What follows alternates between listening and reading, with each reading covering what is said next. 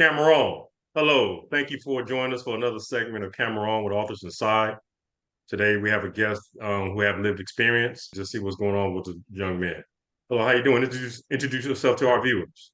Hello, my name is Jonathan Salvador Berman. I'm from Martinsville, Virginia, and I was just recently, almost 1 year now, from incarceration. August the 26th would be 1 year. Yeah, congratulations. How is it living in Virginia? Oh man, it's all right. I grew up here in Virginia. I grew up here, so it's green, very green. Pretty That's good right. weather. That's Yeah. right. Now, can you share with our viewers how long you was incarcerated? I was incarcerated for 23 years, 23 straight. I left 23 the straight. street in 1999. Okay. Now, can you share with our viewers what has your experience been like while of your incarceration? How's your experience been? Well, during my time of incarceration, when you're facing 30 years, the first thing you want to know is how I'm going to do this. So how am I going to do this time? I had when I left, I had 4 children. I was still married at the time, but we were separated. And, my main concern was my children. I left them at a young age. So my experience was I got to stay strong because I want to make it out of this prison to be with my family again.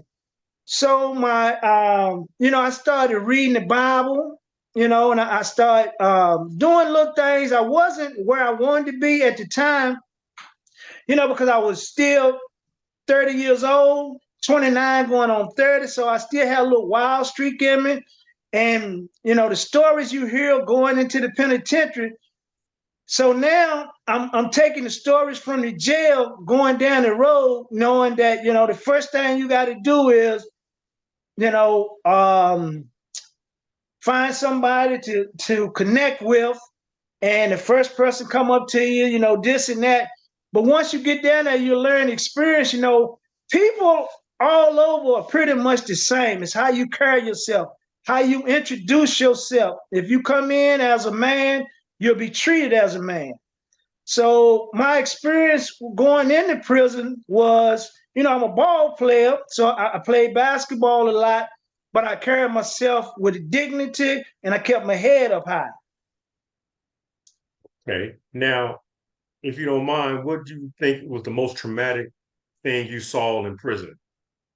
Well, man, most traumatic things I saw, seen a couple of deaths.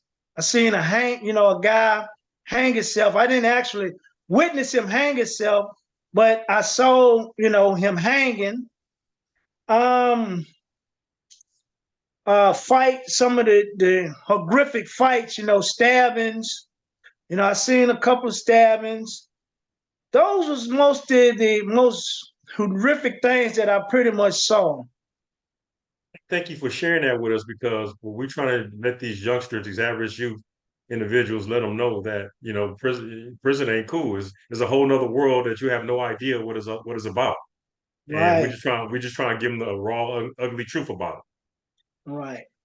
I was it. uh I was talking to some guys about that. I had a meeting. I'm now on the reentry council board, and I was trying to tell them what we have to start telling guys that's coming out of prison, fathers, stop glorifying prisons.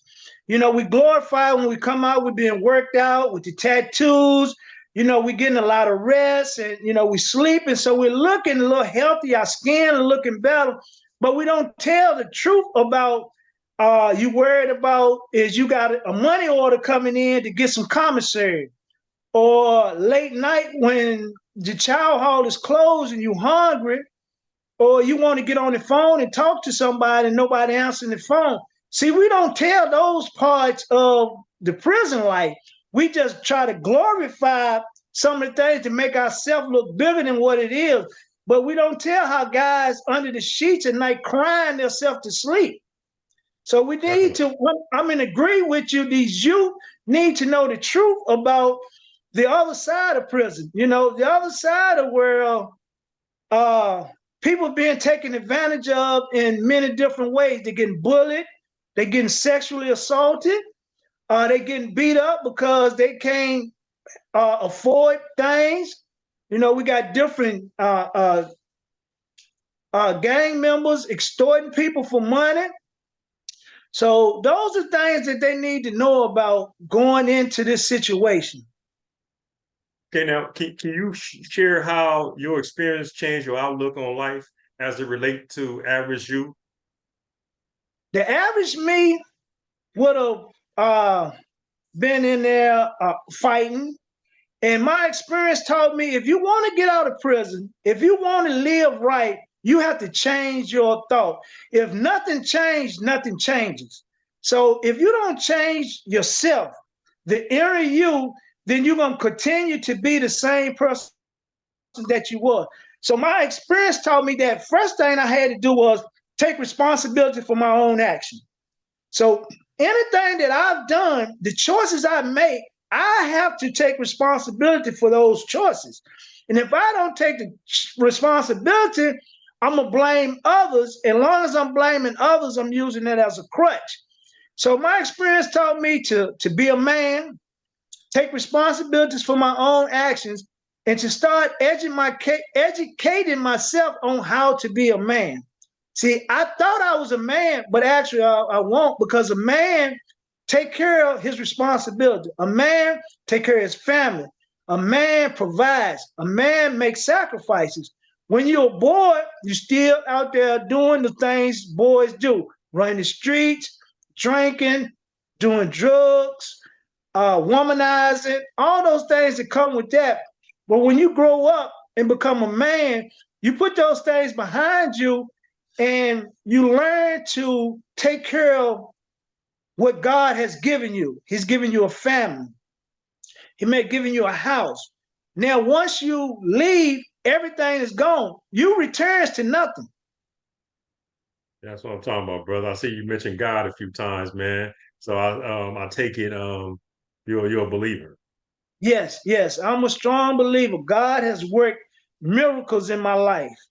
Praise God. Praise God. Now, while you was in prison, that was that what helped you get through each day? Yes, that I started listening to the volunteers come in, and they started talking to me about Jesus and Christ and what he'll do for me. So I started reading the Bible, and the more I read it, the more I started understanding it. And I prayed, I meditated, and I just started digging into the Bible real deep. I started going to church, I started going to Bible study, and eventually I became an institutional minister. Yeah, okay. And I knew without God, I wouldn't have been able to be the person that I am now. Praise God. Praise God. So look, I'm under understanding that you wrote a book, huh, with authors inside. Yes, yes. I wrote a book with authors inside called Locked Up But Not Locked Out. And this book came about as through, like we was talking about, through Christ. I read a lot. I was reading a bunch of books. I was reading urban novels. I was reading anything. I probably read over 1,500 books. And then all of the hood books started being the same. So then I started picking up Christian books and started reading them. And I was saying to myself one day, because I take a lot of notes, man, I have a book in me.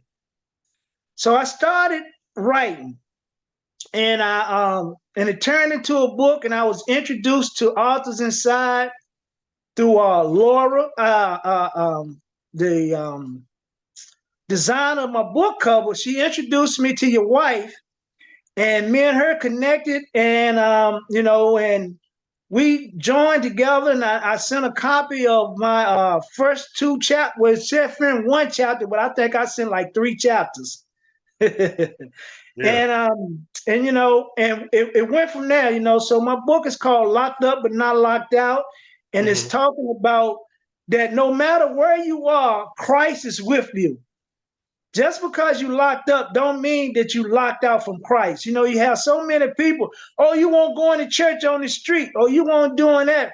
But see, sometimes it takes God to sit you down to get your attention. See, we Definitely. ripping and running, and God is trying to get our attention. So He have to sit us down. Yeah, definitely.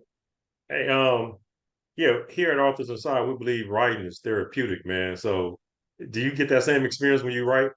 Yes, yes, yes, I do. And I wrote so much, and it was, because writing a lot of times you can't talk to nobody, so you have to write it out. And once you write it out and read it back to yourself, you get the feeling of relief. And that's what happened to me. At the the more that I would write, the more relief I was getting, and the more I would do it. I have another book that's waiting to be published.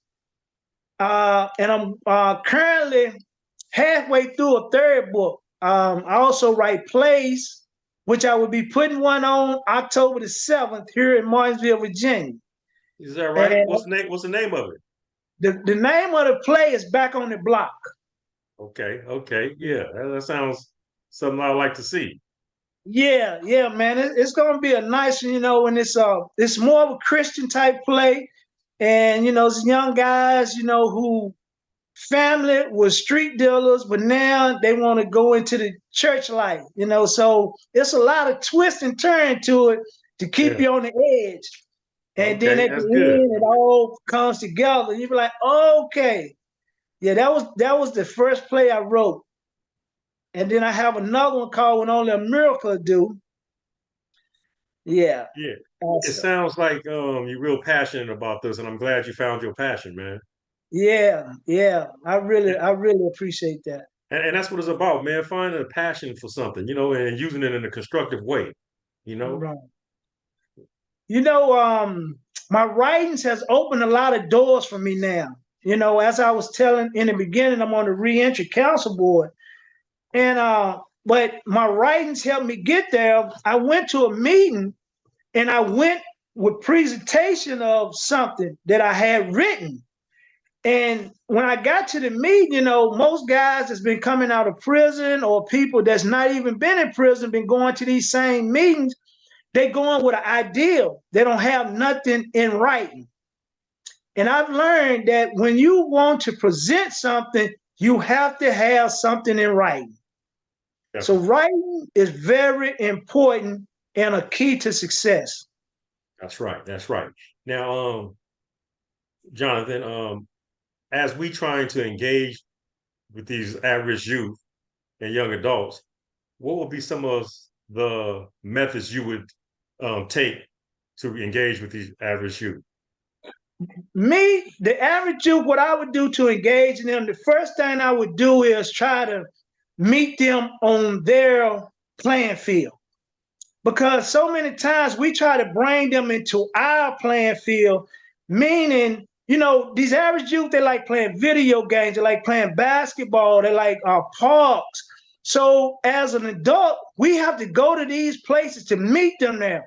We have to start going to the events that they like going to, Friday night football games, just take them to a game or something. And during the course of, educate them on life, talk to them and tell them things, give them the jewels that you have learned. Don't glorify things that you used to do. See, I can easily glorify my past, but I'm not going to let my past dictate my future. So if I want the youth to be in a good place, I have to glorify the future for them, tell them what they can be. We was coming up, in school, they never told me, oh, you could be a black president. See, that was something that you couldn't do. But now we can tell these youths what they can do, and they seeing it being manifested all the time. So we need to get a hold to the youth.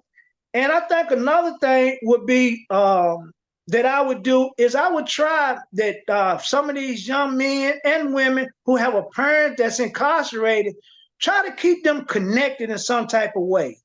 Yeah, Because so many times they can't visit. They might have a parent or two that cannot read and write. So we need to have a contact with them and let them know that somebody, we love you. But your parents love you too, because sometimes they feel like, well, they don't care about me. It don't matter what I do. So we have to let them know that they're loved, that they want it, and that they're needed in our society today. Well said, man. I like that, man. Before we go, if you were to give a message to a youngster who's hanging out with the wrong crowd or doing drugs or who's on a verge of going to prison, what would be that message be? My message with them to be is, let me share my story with you. I have already done this. You don't have to do it. The path you take can lead to nothing but destruction. Um, you get lucky if you go to the prison, because the only other options out of this destruction path that you're going is a wheelchair or death. And you don't want to be confined in a wheelchair for the rest of your life. You don't want to die. So take the time and get out of the situation while you can before it's too late. Because it's very easy getting into trouble, but it's hard getting out. And don't look at, oh, all my friends in prison, they talking this. They're not your friends if they're trying to glorify where they are. A friend would tell you, get out of what you into right now, educate yourself, get back in school, get you a trade, become a family man, take care of your parents if they're still alive, or if you have children, take care of your children, and find a mentor, somebody who you can talk to when times is hard, when things is getting rough, someone you can talk to, because that's so important to the youth to have no one to talk to that can relate to their situation. Well said, man. Well, Jonathan, I want to thank you, man, for coming on our show. Is there anything else you'd like to say before we go? Yes, I like to say, man, I like to thank each and every viewers. I like to thank you and your wife and Authors Inside. I think y'all doing a very great job of helping people that was incarcerated, who's out of incarceration. You have helped me. You don't know how much publishing my book has made a platform for me. And I know if you do it for me, you'll do it for anyone else. And it's just like what God has done for others, He's willing to do for you.